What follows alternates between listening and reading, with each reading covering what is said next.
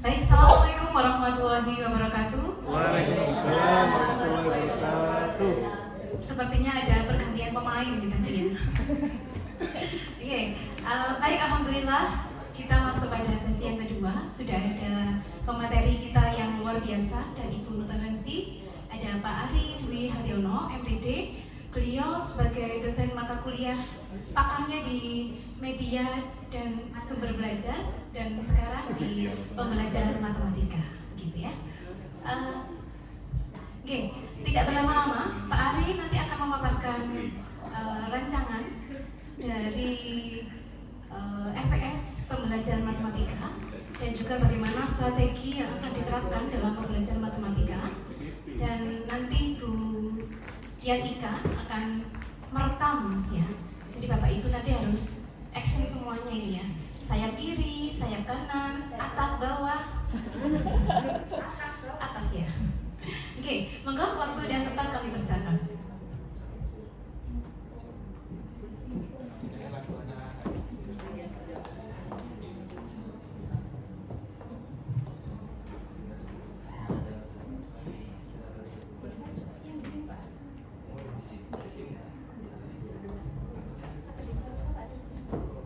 Assalamualaikum warahmatullahi wabarakatuh.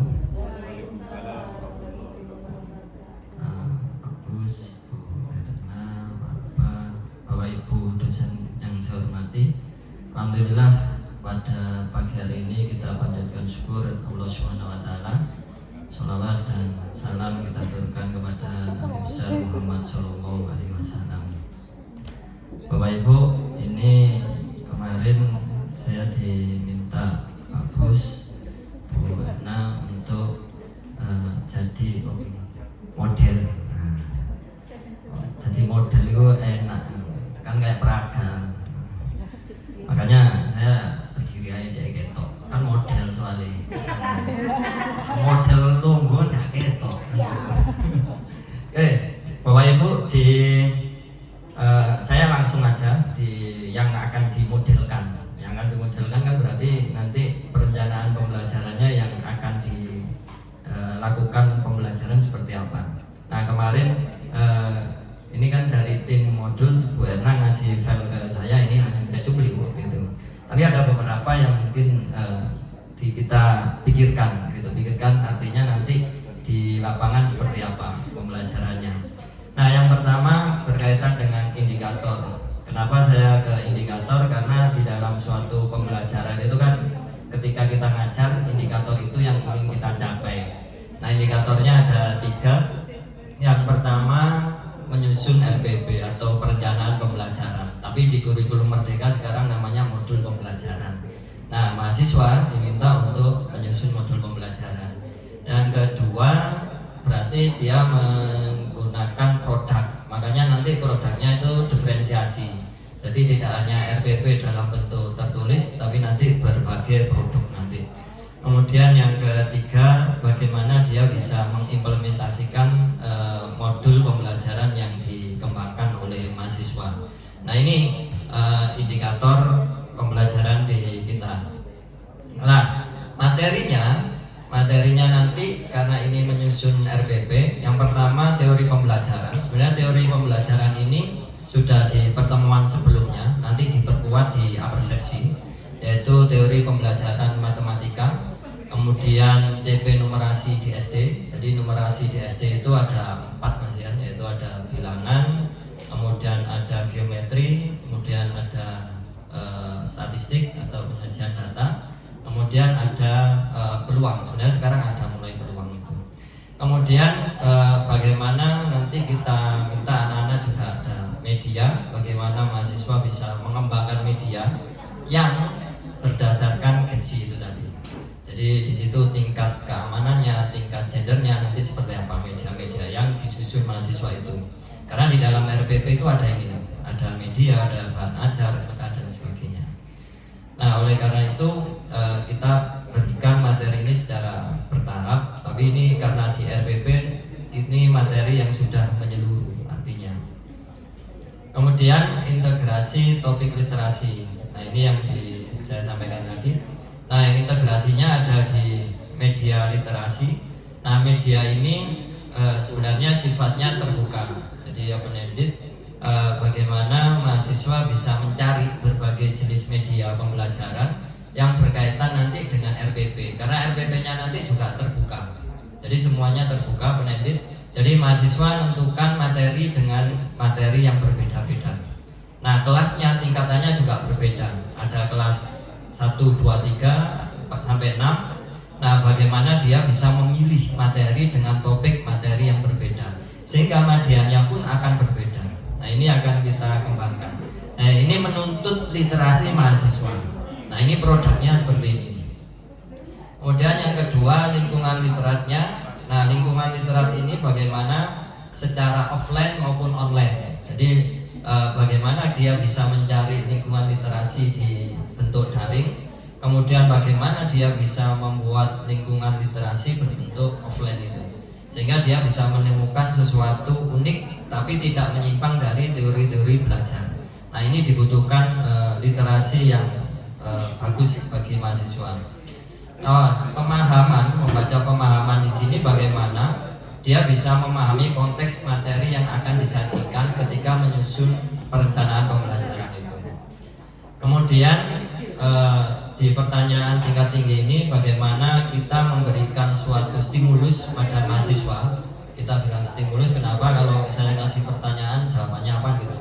Tapi kalau stimulus nanti anak-anak kan yang menjawab, menimpali, menindaklanjuti dalam bentuk forum diskusi. Ini sebagai stimulus saja. Nah, dari forum diskusi itu bagaimana mahasiswa dituntut berpikir secara baik itu kajian teori maupun kajian praktiknya seperti apa. Ya, istilahnya kayak debat gitu. Jadi kita menggunakan metode debat juga. Nah, sehingga walaupun matematik bisa diperdebatkan. Jadi tidak harus matematik itu kaku gitu. Sehingga anak-anak dituntut untuk mengembangkan literasi. Baik itu nanti dia membaca literasi di HP-nya atau di laptopnya dengan mencari searching atau di internet, atau dia sudah membawa buku. Makanya nanti di sini di tingkat tinggi ini bagaimana mahasiswa nanti sebelum kita praktek ini kita infokan untuk membawa buku, berbagai macam jenis buku sesuai dengan pikiran mahasiswa. Oh, rencana saya membuat RPP tentang materi bilangan bulat misalnya seperti itu. Oh, saya tentang bilangan pecahan. Dia sudah siap buku tentang bilangan bulat, bilangan pecahan, dan contoh-contoh RPP yang akan dianalisis. Karena nanti kita di kegiatan inti kita minta anak-anak untuk menganalisis suatu RPP yang sudah dibuat oleh guru-guru, sehingga dia tahu pemahaman mana yang baik, mana yang kurang baik, sehingga ke depan dia membuat RPP yang lebih baik lagi seperti apa. Nah, ini keterampilan menulisnya. Kemudian penilaian formatif atau diagnostik ini bagaimana mahasiswa nanti kita kembangkan secara langsung, secara konteks, bagaimana beberapa mahasiswa kita pilih. Karena nanti yang saya sampaikan tadi, mahasiswa berbeda-beda, maka diagnostiknya akan berbeda-beda, penemuannya juga berbeda, sehingga kita bisa mengelompokkan berdasarkan kemampuan. Nah, kemampuan ini juga bermacam-macam. Nah, pikiran saya itu bahwa ketika ini yang cocok di kelompok menulis, ini cocok kelompok membuat ajar dengan menggunakan video, ini cocok dengan menggunakan modul atau yang lainnya, ini cocok dengan menggunakan media apa. Nah, ini yang diagnostik ini yang roto angel gitu, karena mahasiswa kan mut-mutan gitu. Tapi kalau ditanya pengennya ini tapi gandol. Nah, ini PR kita ketika menganalisis kebutuhan mahasiswa itu. Kemudian sehingga harapannya dengan diagnostik itu kan muncul diferensiasi pada mahasiswa kita. Nah, sehingga ketika nanti kita pilah sesuai dengan klubnya, itu biasanya diskusinya lebih bagus gitu, karena seide, seirama. Satunya dengan buat video, maka dia merancang modul atau RPP itu dengan bentuk video. Jadi soalnya ngomong atau pakai audio kan gitu. Tapi kalau audio nanti khawatirnya nggak tahu ini suaranya sopo gitu. Nah, makanya menggunakan video. Nah, sehingga konten-kontennya itu jelas gitu. Kemudian produk integrasi ini inginnya di dalam bentuk modul ajar. Jadi RPP itu sudah dikembangkan dalam bentuk modul ajar. Makanya nanti produknya tidak hanya menulis, saya tekan tidak menulis itu. Tidak hanya menulis, ada yang lain. Nah, di topik Getsic-nya bagaimana kita bisa mengembangkan pembelajaran ini berbasis Getsic, tapi juga bagaimana merancang mahasiswa betul-betul memahami konteks kebutuhan anak SD, baik itu sifatnya anak-anak berkebutuhan khusus ataupun anak-anak yang memang butuh kemampuan yang dikembangkan. Nah, modelnya kita gunakan PJBL. Jadi pembelajaran di kita gunakan PJBL dengan langkah-langkah atau sintaknya. Yang pertama, bagaimana kita bisa menyusun atau mengembangkan suatu stimulus tadi yang saya katakan, yaitu dalam bentuk pertanyaan tingkat tinggi itu. Kemudian yang kedua, merencanakan proyek pembuatan modul. Tapi sebelumnya mahasiswa sudah tahu, sehingga dia sudah punya gambaran apa yang akan dibuat proyek itu. Kemudian bahan-bahan apa yang ingin dia bawa untuk mengembangkan proyek itu. Makanya dia sudah bawa sumber belajarnya. Kemudian yang ketiga, menyusun jadwal penyelesaian proyek. Kemudian bagaimana kita bisa monitor bagaimana proyek itu terlaksana dengan sebaik-baiknya, karena nanti akan dipresentasikan oleh mahasiswa. Nah, presentasi ini tidak hanya di dalam proyek saja, nanti kita juga ajak anak untuk micro teaching juga. Jadi tidak sekedar dia presentasi, tapi bagaimana bisa mengimplementasikan modul atau RPP yang sudah dibuat. Kemudian ada refleksi gitu. Nah, dari model PJBL ini harapannya kita bisa mengembangkan mahasiswa-mahasiswa yang kreatif. Nah, di langkah-langkah pembelajaran, yang pertama mungkin kalau kita doa dan lain-lain itu bagian dari pembiasaan. Ini saya langsung masuk ke intinya aja. Bermain literasi kata dan kalimat matematik. Ini kalau di punyanya Bu Erna ini buat apa Bu?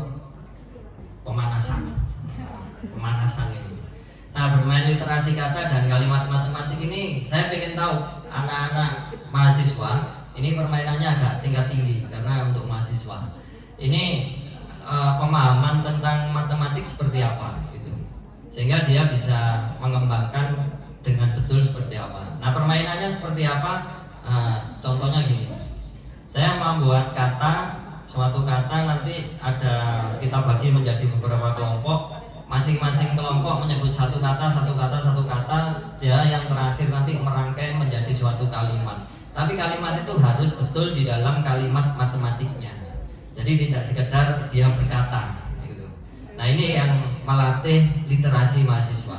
Nanti contoh satunya bilangan, caca, mulai, dari, terus satunya satu. Berarti kan salah itu yang satu. Sehingga dia nyambung gitu, seret gitu. Nah, berarti ada persepsi bahwa dia ada keliru di dalam konsep bilangan caca tadi. Harapannya seperti itu, sehingga kita tahu bahwa ini yang paham, ini yang nggak paham. Nah, ini permainannya. Kemudian yang kedua, penyampaian tujuan. Yang ketiga, kelompok literasi. Nah, kelompok literasi ini sebenarnya ini persepsi.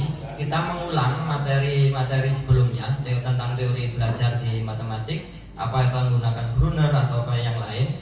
Nanti kita bentuk menjadi 5 atau tergantung kelasnya. Kalau kelasnya 40, karena siswa saya 40 mahasiswa, nanti ada 8 kelompok yang masing-masing kan 5. Saya nggak ngambil ganjil. Nah, itu terdiri dari laki-laki, perempuan, dan gender lah. Nah, dari situ nanti kita bagi menjadi kelompok yang berbeda. Oh, ini kelompoknya Brunner. Oh, ini kelompoknya RME. Ini kelompoknya apa? Jadi kelompok yang berbeda, sehingga literasinya juga akan berbeda. Nah, dari situ harapannya dia nanti fokus bagaimana bisa mengembangkan teori yang diinginkan tadi. Nah, nanti modelnya kita bisa pakai undian atau dengan model yang kesepakatan, karena mahasiswa kan biasanya pengen sepakat gitu. Nah, setelah itu dari kelompok itu kita minta untuk diskusi berkaitan dengan teori belajar. Nah, setelah dia diskusi, karena sudah siap sebelumnya, sudah diberi materi ini, nanti dia membuat bagian-bagian inti. Kenapa saya bilang bagian-bagian ini? Satu kelompok itu terdiri dari 5 mahasiswa. Satu mahasiswa kita minta untuk bikin satu kalimat berkaitan dengan teori belajar matematik itu. Saya ingin ngucip pemahamannya yang baca sama yang tidak baca mana. Nah, ketika dia membuat satu kalimat 1, 2, 3, 4, 5 orang membuat kalimat yang berbeda. Itu kalau digabungkan menjadi topik utama di dalam teori belajar tersebut. Nah, ini sehingga kita tahu bahwa tingkat literasi mahasiswa seperti apa ketika dia membaca tadi, ketika dia mendengarkan temannya, ketika diskusi seperti apa. Sehingga kita paham bahwa 5 mahasiswa satu kelompok ini, oh ini paham, oh ini tidak paham teori itu. Nanti akan ketemu. Nah, ini penilaian berbasis prosesnya itu dapat. Nah, mahasiswa dosennya rotok sore keliling. Oh ini paham, ini tidak. Sehingga ketika dia nulis antara kalimat satu dengan yang lain, nanti bentuknya dalam bentuk lembaran itu saya nulis sek gitu. Tidak boleh sama dengan tulisan yang pertama. Jadi satu kalimat Bu Inani misalkan nulis Bu Valinda nggak boleh sama yang ditulis Bu Inani, sehingga tetap pemahamannya tentang Brunner gitu. Nah, ketika dia 5-5-nya berkaitan dengan teori Brunner dengan konsep dan pemahaman yang berbeda tapi intinya sama, harapannya seperti itu. Nah, ini yang disebut dengan kelompok literasi teori belajar. Kemudian dari situ nanti saya hubungkan dengan pertanyaan yang model HOTS itu. Jadi pertanyaan antara teori yang sudah ada, nanti kita gabungkan menjadi suatu pertanyaan. Oh, teori Brunner dengan Ausable itu bagaimana? Sehingga konteksnya anak-anak kita minta untuk pendapat satu dengan yang lain. Sehingga ada sistem debat nanti. Teori apa yang paling bagus, teori mana yang cocok di dalam proses pembelajaran matematik di SD. Nah, ini yang akan kita lakukan. Kemudian setelah itu mahasiswa kita minta dengan kelompok yang sama itu kita berikan contoh perencanaan pembelajaran yang sudah dibawa oleh mahasiswa, karena kita instruksinya membawa. Jadi mereka sudah membawa, atau yang belum membawa itu bisa mencari di internet. Jadi dia cari, nah dianalisis, menganalisis bagaimana RPP yang ada. Nah, dari 5 kelompok itu boleh diambil salah satu untuk dilakukan analisis. Oh, punyanya siapa itu? Atau analisis bareng-bareng, nah, terserah mereka. Kemudian dari satu RPP itu dibaca bareng, dilakukan diskusi bareng. Nah, ini dilakukan presentasi. Jadi setiap kelompok nanti saya minta presentasi berdasarkan analisis. Karena ketika dia bisa menganalisis suatu RPP, maka dia paling tidak punya gambaran membuat RPP yang baik itu seperti apa. Sehingga dia tahu bahwa kekurangan dan kelebihan di RPP itu apa. Nah, kelebihannya nanti kita minta untuk disebutkan, kekurangannya seperti apa, penambahannya itu seperti apa. Sehingga mahasiswa sudah punya bayangan, oh saya kalau membuat RPP itu seperti ini gitu. Ini harapannya seperti itu. Kenapa? Karena nanti RPP-nya itu formatnya itu saya bebaskan kepada seluruh mahasiswa. Jadi tidak saya beri format yang baku, harus ada ini. Nanti mahasiswa bisa nyimpulkan sendiri. Format RPP kuncinya itu ada di mana itu. Karena di dalam pembuatan RPP kan dulu ada 8 komponen, 9 komponen. Sekarang kan bagaimana dia merdeka di dalam belajar itu tadi. Tetapi syarat yang utama adalah RPP itu bisa dibaca oleh guru yang lain dan bisa diterapkan oleh guru yang lain. Jadi tidak sekedar dia membuat RPP tapi tidak bisa dibaca atau diterapkan guru lain-lain. Karena RPP itu harus bisa diterapkan oleh guru yang lain. Intinya di situ. Nah, sehingga dia akan berpikir komponen mana yang penting di dalam penyusunan RPP itu. Nah, dari pembuatan RPP itu muncullah project itu tadi. Nah, projectnya diferensiasi tadi itu. Walaupun kita mengajak anak menulis, tapi memang ada beberapa kita harus menyadari. Ada beberapa mahasiswa yang kalau suruh nulis itu ampun loh. Nah, makanya wis ngomongnya makanya disebut menyusun project yang berdiferensiasi itu. Kemudian setelah itu mungkin tidak bisa langsung kan. Ini presentasi perencanaan project. Jadi bukan project yang sudah jadi, karena nggak mungkin, karena kan butuh waktu kan itu. Karena waktunya cuma 3 JP gitu.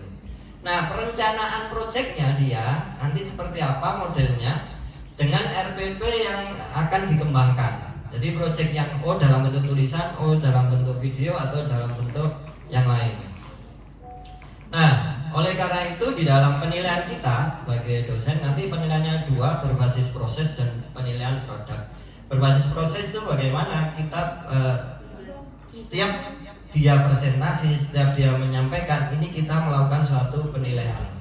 Kemudian di penilaian produk, nanti produk yang dihasilkan minggu depannya itu seperti apa, kemudian nanti dipresentasikan dengan teman-temannya dalam bentuk presentasi dan micro teaching langsung berdasarkan RPP yang dibuatnya.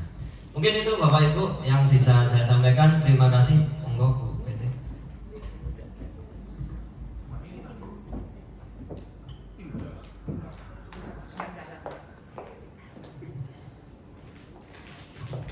Baik Bapak Ibu, itu tadi pemaparan dari dosen model tadi ya, yang ingin berjalan-jalan ya seperti model begitu. Monggo, mungkin ada yang ingin ditanyakan terkait dengan rancangan atau strategi dalam pembelajaran matematika. Oke, ini kira-kira jelas atau bablas nih ya? Jelas. Jelas ya. Oke, Bu Maha, auranya, oh Bu Fat, monggo. Bu Fat yang pernah muda dulu. Oh iya, masih muda. Assalamualaikum warahmatullahi wabarakatuh. Waalaikumsalam warahmatullahi wabarakatuh. Saya ada orang ngomong kalau tidak bertanya itu haram hukumnya.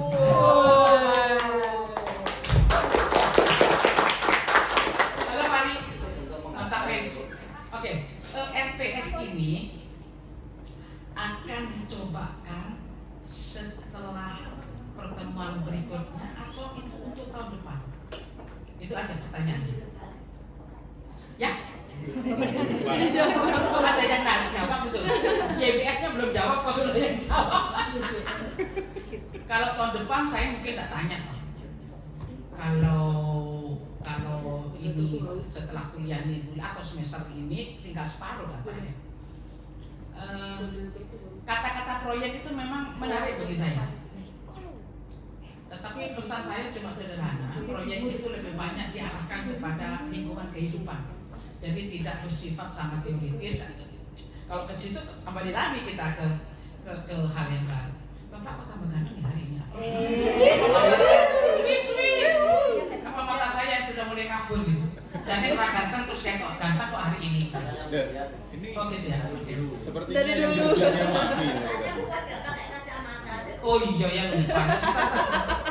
Kalau pakai kacamata tambah ganteng. Oh tambah ganteng nih. Minta Jadi, dulu, Pak. Minta dulu gini. jadi tolong Pak, proyeknya cuma pesan saya adalah boleh teoritik ya, tetapi lebih banyak kepada bagaimana pengimplementasiannya kepada kehidupan. Kalau boleh saya tahu Bapak sudah melihat atau mungkin bukan merencanakan, tapi kira-kira yang akan muncul proyek-proyek itu. Cuma saya memang kata proyek itu agak nyaman gitu, karena proyek itu selalu kaitannya dengan duit gitu. Nah ini ya kalau sudah duit itu mesti dihitung piro body nih. Untuk proyek urusan lambe gitu ya. Jadi Pak Ari nanti minta tolong kalau boleh saya tanya, mungkin sekarang bisa diramalkan oleh Bapak kira-kira arahnya persentasenya. Kalau saya tetap akan mengatakan bagaimana proyek itu anak-anak, karena yang menentukan proyek kan anak-anak ya Pak ya, mahasiswa bukan kita ya. Tetapi mungkin dalam pengarahan di awal itu maka proyek itu boleh ada note gitu ya, bahwa itu bagaimana ini bermanfaat yang berbasis matematika untuk kelas sekian di kemudian hari. Barangkali itu catatan kita ya. Barangkali itu tidak terlalu sulit. Terima kasih Pak Ari. Assalamualaikum warahmatullahi wabarakatuh. Waalaikumsalam. Oke, baik. Ingin langsung dijawab Pak Ari? Ini masukan. Terima kasih Bu Fat oke. masukannya. Insya Allah ditindaklanjuti. Oke, baik.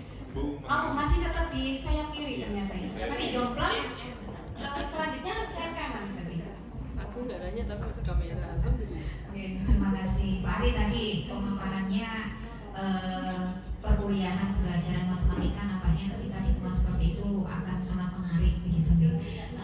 Itu tadi mungkin bertanya nih Pak Ari, yang panjenengan sampaikan itu untuk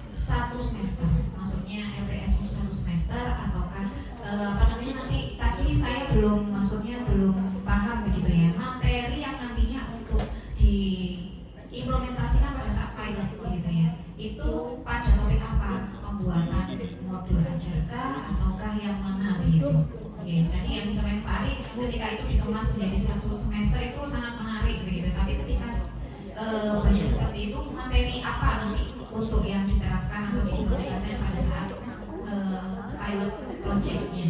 Masih pilot project-nya. Masuk? Ini materinya menyusun perencanaan pembelajaran. Di dalam kurikulum Merdeka itu kan disebut dengan pembuat modul belajar. Jadi modul ajar itu kan sudah ada perencanaan. Sehingga materinya itu, makanya nanti di micro teaching kan. Nah, materi apa yang dipilih mahasiswa ini terbuka. Jadi saya nggak tentukan, oh ini bilang caca, ini bilang bulat, ini bangun datar. Jadi setiap mahasiswa berbeda-beda materinya. Itu dengan teori belajar yang berbeda-beda pula, dengan model pembelajaran yang berbeda-beda pula, sehingga 40 mahasiswa dengan model yang berbeda, dan cara atau penyampaian modul ajarnya juga berbeda. Ada yang tertulis, ada yang buat video, ada yang membuat apa namanya kayak iklan itu. Nah, itu boleh itu. Jadi itu ya materinya modul itu. Ada lagi Bu? Pemahaman, oke? Oke. Oke, sip. Pemaparan Pak Ari tadi menjelaskan bahwa matematika itu ternyata sangat menyenangkan ya. Diperkuat dengan pemaparan dari Ibu Valis tadi bahwa memang matematika itu bukan seperti momok lagi gitu. Oke, selanjutnya monggo saya sebelah kanan, masih ada waktu ini. Saya sebelah kanan biar tidak jomplang. Ada Bu Ima, Bu Erna, pakarnya ini matematika ya, ahlinya. Lagi anak makan cookies tuh. Bu Betty ngewakal. Dari dulu memang. Nggih, matur nuwun Bu Betty untuk mic-nya. Mudah-mudahan nanti habis ini saya ganti lempar ke tengah. Saya sepakat sekali dengan apa yang telah dipaparkan oleh Pak Ari. Ini kan masak bareng gitu kemarin Pak Ari. Tetapi begini, tadi saya mendengar dari penjelasan Pak Ari, nanti ketika pertemuan yang akan dijadikan pilot project itu, ini pas materi pengembangan modul ajar. Nah, ketika melihat kondisi real, bahwasannya nanti kita akan mewadahi mahasiswa itu boleh membuat modul ajar yang itu menggunakan Kurma atau RPP yang itu menggunakan Kurtilas kan begitu. Nah, terus ketika Kurma misalkan, nah tadi saya sepakat sekali ketika Pak Ari menyampaikan, jadi Bapak tidak membuatkan format, nanti mahasiswa akan diberikan sebebas-bebasnya untuk menuangkan itu. Nah mungkin sedikit, memang di dalam kurikulum Merdeka ini ada sisi keluasan untuk bagi pendidik dalam mengembangkan baik modul ajar atau RPP, tetapi kita tidak bisa lepas dari permennya itu bahwa minimal kalau RPP kemarin itu harus ada apa, kemudian modul ajar juga seperti itu, sehingga tidak atau jangan sampai mahasiswa kalau membuat modul ajar contohnya ada bagian umum itu berupa informasi, oh itu identitas, kemudian jangan-jangan tidak ada identitasnya terus sedangkan kan tidak juga seperti itu nih. Terus kalau Kurma dengan RPP nanti perbedaannya apa? Mungkin salah satu khasnya ada profil pelajar Pancasilanya. Nah itu artinya yang menjadi titik tekan nanti kita sebagai pendidik atau dosen ketika mendampingi mahasiswa membuat modul itu. Ada sisi yang bebas tetapi bebas dalam koridor. Mungkin niku napa masukan itu. Terus yang kedua Pak Ari, ketika pengalaman mendampingi mahasiswa kemarin itu kebetulan kita di dosen PGSD itu kan selain mendampingi PPG maupun PPL di reguler, itu pengalaman saya kalau guru-guru cepat Pak PPG yang dalam jabatan itu diajari modul ajar itu cepat, tetapi mahasiswa itu banyak sekali yang kadang-kala masih rasio, terutama dalam menurunkan atau membreakdown dari CP menjadi TP, baru TP menjadi indikator. Nah, sebelum TP sebetulnya kan harus tahu ATP-nya. Nah, ini barangkali ada sesuatu yang trik yang dipikirkan oleh Pak Ari ketika mendampingi kan sekian mahasiswa. Apa strateginya? Jadi tidak mungkin Pak Ari memberikan CP sudah di-share, CP yang tervisi. Tapi saya yakin kemampuan anak untuk melihat mana ya yang akan saya buat modul ajar ini, betulkah menurunkan CP ke TP-nya ini. Nah, ini harus betul-betul ekstra pendampingan. Nah, sistemnya maksudnya strateginya seperti apa yang perlu dipikirkan Pak Ari supaya nanti perkuliahannya itu bisa efektif. Matur nuwun. Terima kasih Barna. Tadi sudah saya sampaikan, memang beberapa kita beri kebebasan. Sebelum diberi kebebasan, mereka melakukan analisis terhadap RPP. Nah, harapan kita sebagai dosen itu kita menggunakan metode penemuan terbimbing. Jadi mahasiswa ini tahu bahwa ada poin-poin klausal di dalam menyusun RPP atau modul yang tidak bisa ditinggalkan. Sehingga dia tahu, poin A, poin B, poin C. Atau dia punya penambahan di dalam poin itu, atau ada yang dikurangi. Sehingga ini harapan kita. Sehingga nanti tindak lanjutnya itu kita menggunakan model coaching. Jadi istilahnya itu supervisinya supervisi coaching. Jadi coach sebagai coach itu mengarahkan sehingga dia bisa menemukan dengan sendirinya bagaimana menyusun RPP yang baik. Harapannya seperti itu. Jadi masukannya nanti kita terima sehingga nanti kita akan menggunakan model itu. Nanti pertanyaannya model apa? Ini jawabannya. Itu Bu Erna. Yang terakhir strategi untuk tadi Pak Ajar. Ketika misal membuat modul ajar anak-anak kan membreakdown CP. Nah, ini pengalaman saya ketika di mahasiswa reguler itu tidak semua, apalagi mahasiswa kita kan gemuk, satu kelas itu banyak. Nah, sini diajari, kemudian di sini, Bu, ini CP saya sudah betul atau belum, di breakdown ke TP-nya. Itu supaya dengan riwa-riwinya itu apakah tutor sebaya atau seperti apa? Nah, itu model coaching. Jadi model coaching itu ada coach, ada coacher kan. Nah, di situ nanti dia akan menemukan sendiri. Saya kekeliruannya ada di mana.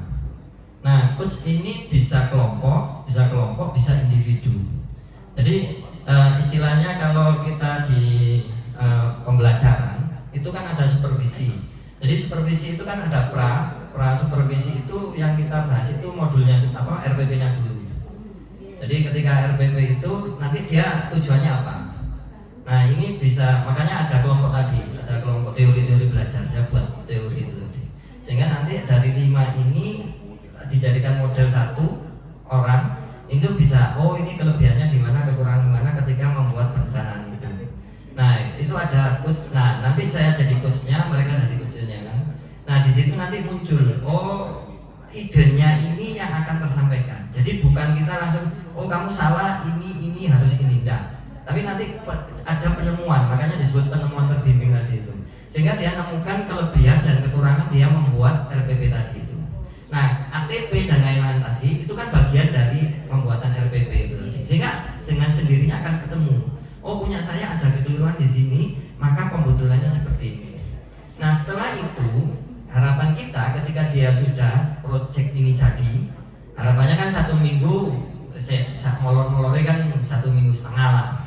Tapi kan kita tahu bahwa anak-anak 40 ini kan nggak mungkin 1 minggu jadi semua kan, 40 anak ini pasti ada yang belum jadi. Nah, harapannya ada yang jadi. Ketika ada yang jadi itu, harapan kita dia memikroteachingkan, jadi mempraktekkan apa yang dibuat RPP tadi itu. Setelah dia dibuat RPP, nanti saya sebagai supervisinya. Nah, nanti ada beberapa teman mahasiswa itu juga sebagai supervisinya. Saya tunjuk 5 orang, 1, 2, 3, 4, 5. Nah, 5 ini menyampaikan kelebihan dan kekurangan apa yang terjadi di mahasiswa ketika mikroteaching itu. Nah, setelah itu ada namanya kita yang ketiga, nanti refleksi. Refleksi itu dia merefleksikan dirinya.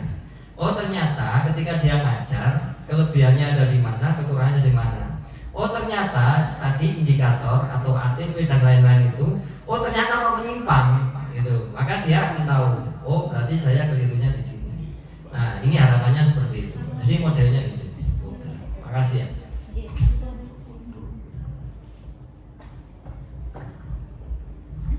Oke, terima kasih penjelasannya Pak Ari. Oh, Ya, Irfan. Bu Betty, ada pertanyaan dari saya, bukan saran loh tadi itu. Ada pertanyaan yang dianggap saran, bukan pertanyaan loh Pak. Tadi pertanyaan mungkin gelombang matematikanya nyampe sana sedikit. Oke, dipertegas kembali Pak. Pertegas. Baik. Kalau tidak salah tangkap, pembelajaran Pak Ari ini nanti pembelajaran berbasis kelompok pastinya ya kelihatannya ya. Nah, kalau Bapak ada istilah kucing dan sebagainya, kalau saya menyebutnya debriefing, biar otokrat titik gitu Pak ya.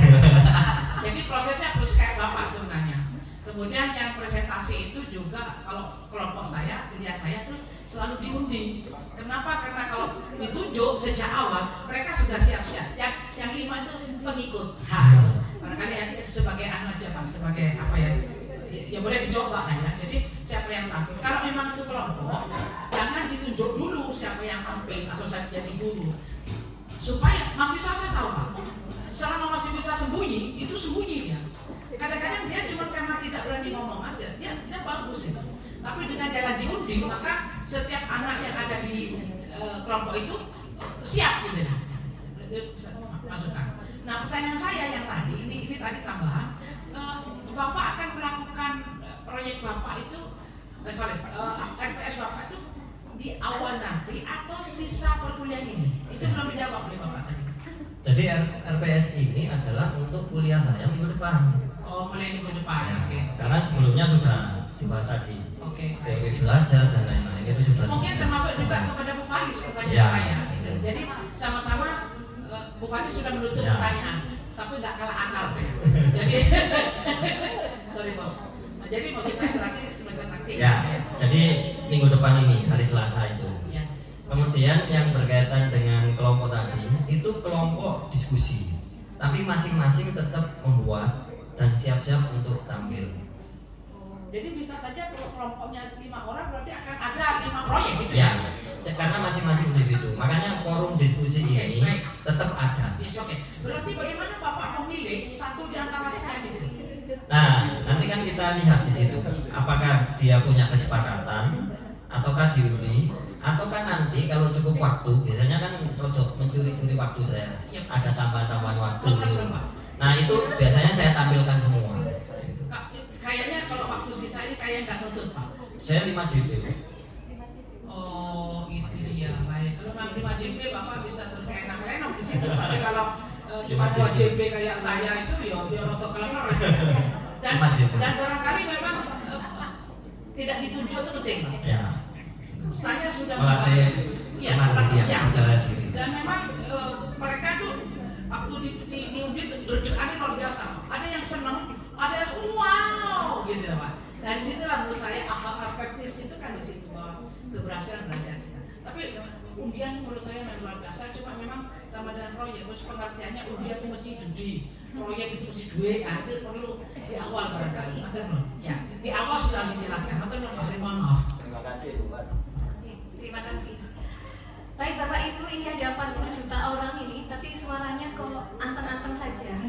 Apa terpesona dengan pemaparan Pak Ari dan Bu Faris? Bisa jadi. Mana suaranya sebelah kanan saya? 10 juta. Suara sebelah kiri saya? 20,5 juta. Yang depan saya ini trio angel ini ya. Coba suaranya yang bertiga di depan saya. Yang nyata nggak kalah dengan kanan kiri saya juga.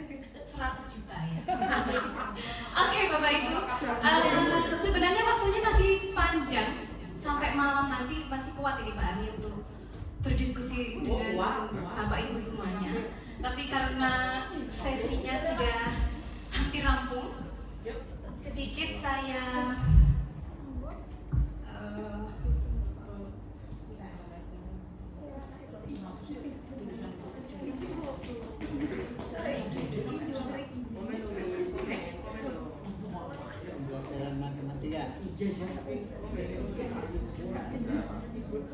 besar. Terbalik. Jadi di bawah sama. Kali suami apa? Bisa.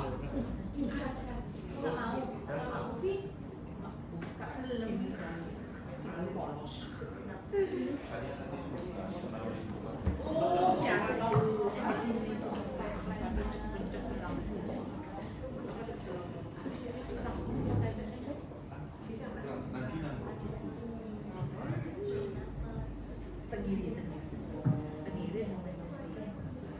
Oke.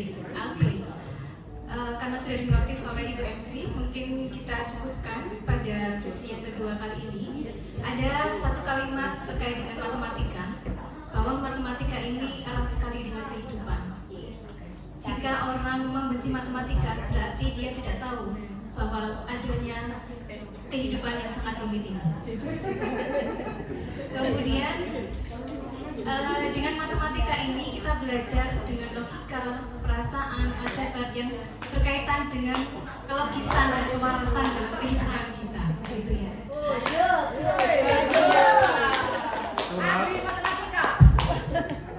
Meskipun saya sekarang nyantrik ke matematika ini ya, sedikit banyak ternyata matematika bukan lagi sebagai momok ya, bahwa matematika itu tidak kalah menyenangkan daripada belajar bahasa Indonesia. Ya saya tidak pernah dengar Budi yang ngomong gitu. Yang menakutkan itu kan gurunya, bukan pelajarannya. Oh gitu ya. Iya. Ya, berarti nanti kalau kita memilih menjadi guru matematika atau dosen matematika, dari ujung rambut sampai dengan ujung kaki harus mencerminkan matematika. Yes. Katanya Nabi itu ada satu kata yang perlu kita belajar. Coba Bapak Ibu semuanya bilang sate. Nah, coba 1, 2, 3 Sate. Tarik kanan, tarik kiri, selalu begitu ya. Matematika yang menyenangkan. Oke, satu kali lagi kalimat penutup untuk sesi kali ini. Oh, oke. Sebelum saya tutup berarti harus nyampe dulu. Oke, maka ya. Saya akan Bismillahirrahmanirrahim. Assalamualaikum warahmatullahi wabarakatuh. Waalaikumsalam warahmatullahi wabarakatuh. Terkait dengan belajar matematika yang sangat membosankan atau menyedihkan tadi Bu Betty, saya pernah membaca kenapa pembelajaran matematika itu menjadi momok bagi anak-anak khususnya SMA ya, atau SMP sampai dengan SMA. Saya membaca penelitian yang cukup menarik begitu, bahwa sebenarnya pembelajaran matematika itu kan sudah disusun materinya secara progresif, mulai dari yang paling sederhana sampai trigonometri yang umat. Nah, yang disalahkan guru-guru SD, karena memang anak-anak yang gagal matematika di sekolah di SD itu SMP mesti nggak suka matematika. Jadi mereka kalau sudah gagal di penjumlahan, pengurangan, perkalian mesti nggak bisa. Ketika perkalian dan pembagian itu gagal, akar pangkat mesti gagal. Ketika SMP kemudian sudah pakai rumus-rumus yang mulai bulat, nah sudah. Nah, yang jadi persoalan menarik sekali saya membaca itu kebiasaan guru SD pada umumnya dari hasil penelitian tadi itu mematikan proses berpikir pada anak. Karena apa? Karena pada umumnya matematika yang sebenarnya bisa dibuat menjadi jawaban yang multi jawaban itu selalu dibuat jawaban tunggal. Sehingga misalnya saja dicontohkan ketika misalnya, dan di kelas kita tahu bahwa di kelas itu mesti ada anak yang pinter, rodok pinter, terus bodoh banget. Ya, selalu ada begitu. Nah, ketika pembelajaran matematika dalam kondisi klasikal, misalnya penjumlahan, soal itu diberikan misalnya saja gampangannya gitu ya. Anak-anak berapa 6 tambah 6. Nah, yang pinter langsung 12 Bu.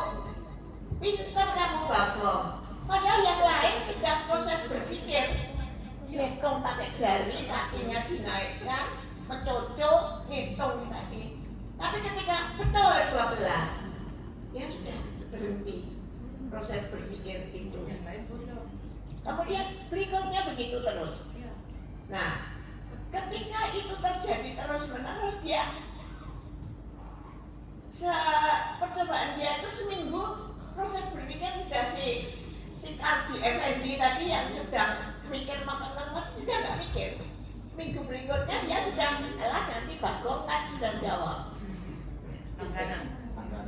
Nah, ketika itu terjadi ketika SD, kemudian di SMP di mana harga diri anak-anak ini di depan temannya itu sudah mulai sangat diperlukan, bahwa saya tidak boleh jatuh mental di hadapan teman-temannya. Maka ketika pelajaran matematika yang dia sudah gagal di matematika SD tadi, ketika SMP, ketika dia sudah perlu harga diri di depan teman-temannya, maka ketika pelajaran matematika dia pamit sholat duha. Keluar kaat supaya tidak jatuh mental di depan teman-temannya. Kalau waktu SD kan ya sudah bagong pintar dan sebagainya. Tapi ketika dia sudah, nah itu yang terjadi sampai, jadi selalu saja kalau penjumlahan gagal, perkalian mesti gagal. Kalau perkalian gagal, akar pangkat pasti gagal. Nah, kemarin dicontohkan bagaimana pembelajaran yang harus selalu memberikan jawaban, multi jawaban begitu. Mungkin nanti pendapatnya Pak Ari bagaimana. Jadi kalau misalnya tentang penjumlahan saja, misalnya bisa saja kan, misalnya dicontohkan anak-anak kaki kambing berapa? 4. Kalau ayam berapa? 2. Nah, sekarang coba, kalau di kandang itu kita lihat ada 14 kaki, binatang apa saja yang ada di situ? Yang pintar mungkin sudah langsung 7 ayam. Tapi yang lain kan masih banyak alternatif jawaban, dia masih proses berpikir itu berjalan. Nah, barangkali bagaimana ini mengajarkan kepada anak-anak kita lulusan EGSD ini agar membuat bahwa soal-soal matematika itu tidak dalam bentuk jawaban tunggal untuk SD, karena memang proses berpikir antara satu anak dengan anak yang lain itu berbeda. Ya, barangkali itu komen saya saja. Saya pernah membaca itu satu penelitian yang bagus, kemudian tak gaduh-gaduh deh. Karena mohon maaf saya boleh pamer, anak saya itu Anan itu tidak pernah matematika tidak 100 Pak. Jadi dari neng SD ya 100, SMP-nya SMA. Jadi kalau dan jadwal ujian matematika selalu ditaruh di hari terakhir. Karena apa? Kalau sudah di depan mereka jatuh, hari-hari berikutnya akan berpengaruh. Jadi di hari terakhir mesti matematika itu. Kalau orang lain di hari terakhir serius, kalau anak waktu itu tak tanya, wis rampung tadi ujiannya, karek matematika. Dia bilang karek matematika karena memang tadi kebetulan diparingi seneng matematika dan otaknya memang otak matematika tadi, sehingga itu saya kira itu komen saya terkait dengan materi yang pernah saya baca dan menurut saya menarik untuk di share. Terima kasih Bu Betty. Terima kasih Yakti, luar biasa sekali pengalaman dan ini juga masukan gitu Pak Ari sebagai dosen model dan kita semuanya dalam mengajarkan pembelajaran matematika di calon guru SD. Gitu. Oke. Ada sedikit tambahan? Terima kasih Bu Endang. Memang di guru-guru kita kalau dulu cenderung ke drill and practice, jadi lebih banyak ya. Padahal di dalam matematika pengembangan sekarang itu banyak cara gitu. Nah oleh karena itu di dalam pengembangan di kita mengajar mahasiswa sekarang itu mengenalkan berbagai bentuk cara penyelesaian matematik. Ada jenis open-ended problem, ada problem solving, ada contextual learning dan sebagainya. Sehingga nanti di situ ada banyak cara selesaian walaupun jawabannya tunggal. Ada jawaban yang terbuka atau jawaban kemudian ada penyelesaian atau selesaian dengan strategi yang berbeda-beda. Nah ini yang kita berikan ke mahasiswa. Nah nanti implementasinya ketika nanti PPL ataupun dia ngajar di luar itu sudah tahu bagaimana menyusun soal atau pembelajaran yang berbasis mungkin problem solving juga, mungkin realistik matematik dan sebagainya. Sehingga drill apakah penting? Penting juga, tapi tidak selalu drill itu tadi. Sehingga makanya dia harus bisa memilah materi mana yang butuh drill, materi mana yang tidak gitu. Apakah di dalam matematik itu butuh menghafal? Ya butuh gitu. Tapi tidak semuanya dihafal. Contoh perkalian dasar, apakah butuh dihafal? Ya. Karena nanti ketika dia menyusun perkalian yang 3 angka dengan 2 angka atau 2 angka dengan 2 angka, ngitung kan ya juga kepikiran nanti gak selesai-selesai. Tapi kalau matematik yang tidak perlu dihafal itu juga banyak. Contoh, rumus jajar genjang itu nggak perlu dihafalkan sebenarnya. Rumus luas persegi panjang nggak perlu. Kalau anak paham bagaimana cara bisa mencari suatu luas tanpa harus menggunakan rumus, maka dia bisa. Makanya kan kalau kita diajari P kali L, setengah kali alas kali tinggi. Kalau kita ganti A-nya ganti L, T-nya ganti A, kok beda? Padahal rumusnya sama. Ini contoh sederhana. Oleh karena itu memang anak-anak kita, mahasiswa, bagaimana kita ajak untuk berpikir kritis ke situ. Karena polanya masih ada beberapa yang belum. Saya pernah masuk pertama kali di semester 6 kemarin pembelajaran matematika SD, justru saya tes. Tesnya apa? Perkalian, penjumlahan, pengurangan perkalian. Dari mahasiswa 40, 5% itu nggak bisa menjawab perkalian, pengurangan, penjumlahan, dan pembagian, dan salah. Jadi awal saya membenahi itu calon guru SD. Makanya kemarin saya tes itu dulu, karena basicnya nanti ke situ yang disampaikan Bu Endang tadi itu bilang. Alhamdulillah sekarang sudah bisa. itu awal itu. Makanya ketika kita ngajar memang basic, ketika walaupun masuk di dalam proses pembelajaran matematik, tapi kan materi kunci di matematik itu harus dipahami mahasiswa dulu. Mungkin itu Bu Endang, terima kasih banyak masukannya, dan nanti PR buat kita bersama. Monggo. Ya, baik Bapak Ibu, terima kasih. Inti dari matematika adalah untuk tidak membuat hal-hal sederhana menjadi rumit, tetapi untuk membuat hal-hal rumit menjadi sederhana.